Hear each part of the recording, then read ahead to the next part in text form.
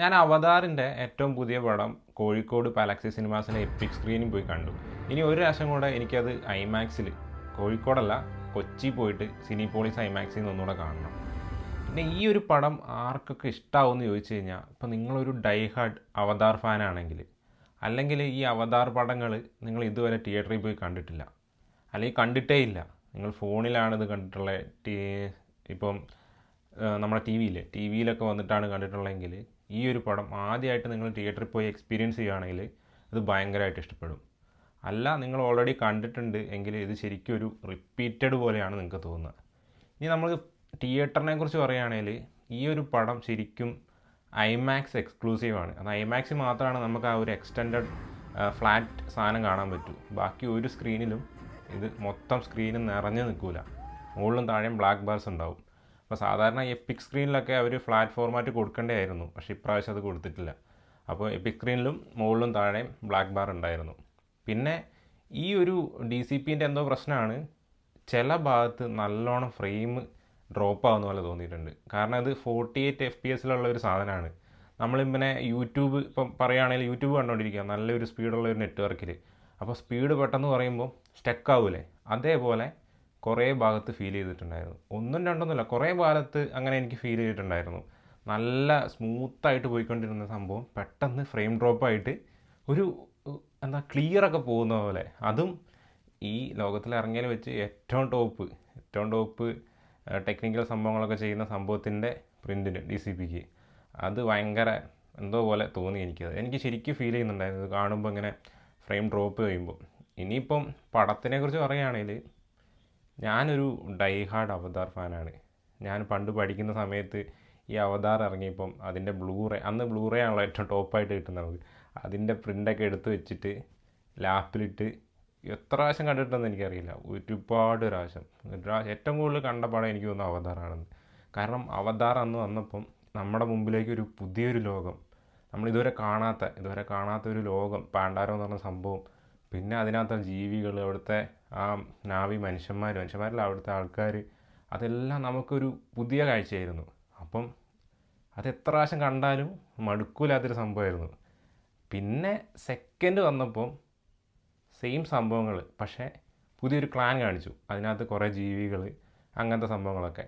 ഫസ്റ്റിൻ്റെ അത്ര എനിക്ക് എന്തായാലും സെക്കൻഡ് ഇഷ്ടപ്പെട്ടില്ല, പക്ഷേ സെക്കൻഡും അടിപൊളിയായിരുന്നു. ഇനി ഇതിലേക്ക് വന്നപ്പം സെക്കൻഡുമായിട്ട് കമ്പയർ ചെയ്യുമ്പം വലിയ മാറ്റങ്ങളൊന്നുമില്ല.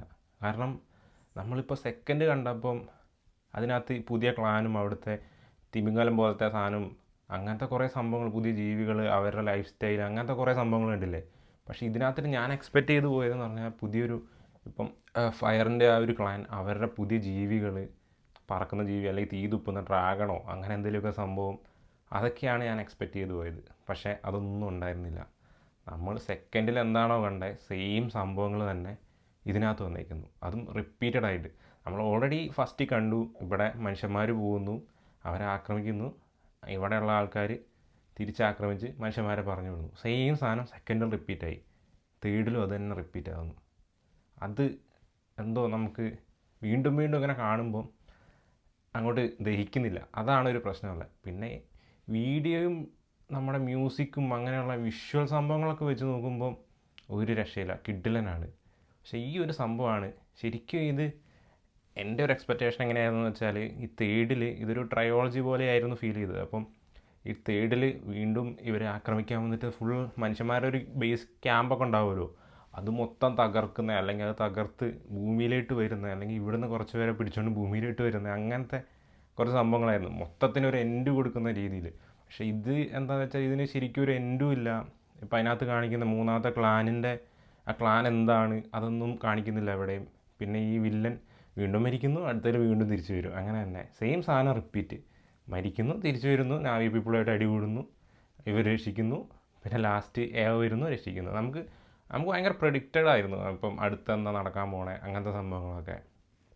അങ്ങനത്തെ സംഭവങ്ങൾ ശരിക്കും ഈ ജെയിംസ് കാമറൂണ് ഇത് ശരിക്കും നിർത്തിയിട്ട്, അങ്ങനെയല്ല, പുള്ളി വേറെ സംഭവങ്ങളും എക്സ്പെരിമെൻറ്റ് ചെയ്യണം. കാരണം അതിൽ തന്നെ ഒതുങ്ങിപ്പോകുന്ന പോലെ ഫീൽ ചെയ്യുന്നുണ്ട്.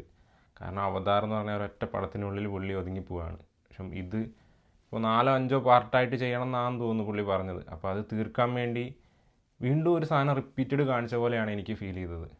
കൂടുതലായിട്ട് നമ്മളെ ഭയങ്കരമായിട്ട് എക്സൈറ്റ്മെൻറ്റ് ചെയ്യിക്കുന്ന ഒരു സംഭവം, അല്ലെങ്കിൽ ഇപ്പോൾ ഫസ്റ്റ് കണ്ടിട്ട് നമുക്ക് അവരുടെ പേരും ഓരോ ആൾക്കാരുടെ പേരും അതിനകത്ത് കാണിക്കുന്ന ജീവികളും അല്ലെങ്കിൽ ഓരോ ബാറ്റിലും എല്ലാം നമുക്ക് പെട്ടെന്ന് ഓർത്തെടുക്കാൻ പറ്റും. പക്ഷേ ഈ ഒരു പടത്തിൽ അങ്ങനെ ഒരു സംഭവമില്ല. സംഭവം ഒരുപാട് അതിനകത്ത് യുദ്ധങ്ങളും വെടിവെപ്പും ആടിയും പിടിയും എല്ലാം നടക്കുന്നുണ്ട്. പക്ഷേ അത് കാണാനും അടിപൊളിയാട്ടോ. പക്ഷേ നമുക്കങ്ങോട്ട് ഫീൽ ആവുന്നില്ല.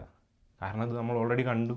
വീണ്ടും ഇതിൽ കാണുമ്പോൾ എന്തോ ആ ഒരു പ്രശ്നം മാത്രമേ ഉള്ളൂ. ബാക്കി വേറെ ഇപ്പം എന്താ പറയുക, ബാക്കിയെല്ലാം ടെക്നിക്കൽ വൈസും ബാക്കിയെല്ലാം ടോപ്പ് നോച്ച്. ഇപ്പോൾ ഇറങ്ങിയതിൽ വെച്ച് ഏറ്റവും സൂപ്പർ ടെക്നോളജിയും കാര്യങ്ങളും എല്ലാം വെച്ച് ചെയ്യുന്നതായിരിക്കും.